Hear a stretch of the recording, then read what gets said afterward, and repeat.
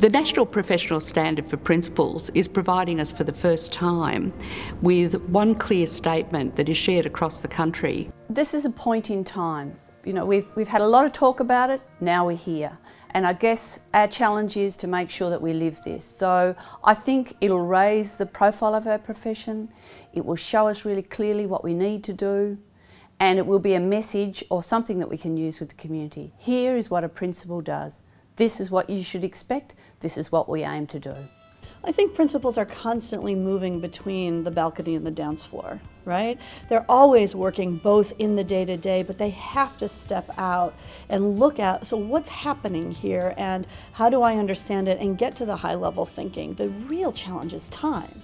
At any one point in time, you could be dealing with somebody out in the playground to dealing with policy development with your school council and all the teaching and myriad of teaching and learning issues that go on in between. But this, I think, the standard will allow you to every now and then just sit back, reflect, have a look at it, prioritise, think what's important, and then be able to move on from there. The National Principal Standards are going to be really useful at a systems level and at a school level. So, for instance, in our school we do have a number of people that are aspiring leaders and some wonderful aspiring principals as well, and we'll be using that within the leadership continuum for professional learning that we have working across the school.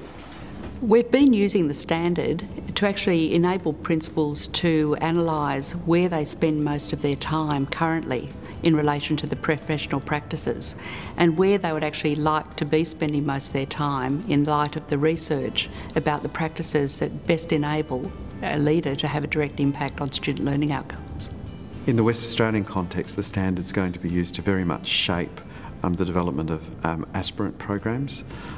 It will define the structure of the content for a Masters in Public School Leadership and inspire, I hope, applications in the future for one of the positions in our 800 public schools. If you're aspiring to be a principal, you can now look at this and say, well, that's what I need to learn how to do. I'm planning to use the National Principal Standard to actually frame communication and conversation with my parent body and also with the student body, and equally with the colleagues that I work with in terms of leadership.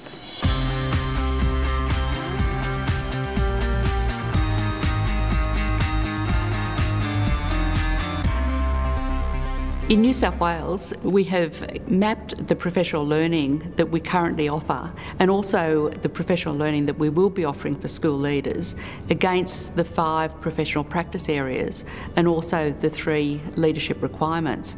And we've found a very, very close correlation between what we've done in the past and also what we need to do in the future. For me, I really like it as a reflective tool.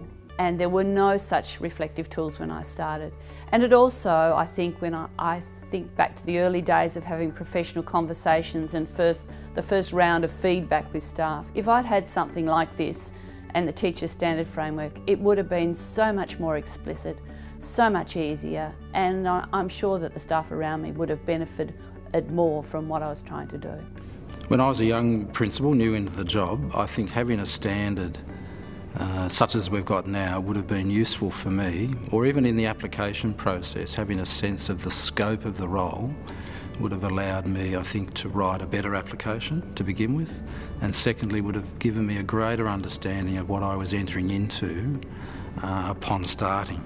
What we found in the pilot was that it gave licence to principals to act in ways that they haven't done before, because it's okay to do this part of the job. Involving yourself in the community is part of the job. It describes the job beautifully for parents, for community, for stakeholders, for employers and for the jurisdictions as well. It's a complex job, it's challenging, it's exhausting, and it genuinely is helping to shape the future of this country.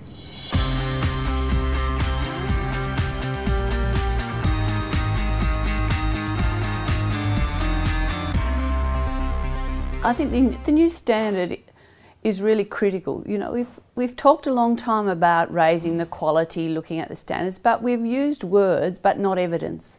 And now really what we have is we have some words, but they're supported by evidence. I really recommend the standard to the principalship and to systems, because this will be a tool that we can now use for implementation and action in our schools. I guess the dream is that the standards would be so useful, so relevant for people that, like in the UK and New Zealand, they're just part of the landscape. That we have conversations about making them more relevant, not about whether we need them or not. So, in terms of next steps, I suspect the challenge for all of us is to make them a real value add, something that's really useful for a whole range of people, for a whole range of circumstances, that is very purposeful but very context specific.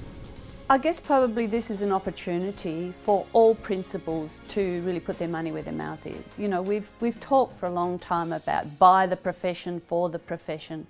Well, here's the document that is by the profession. Yes, we've had some outside help, we needed it, but it's for the profession, and unless we grab hold of it, then we won't own it.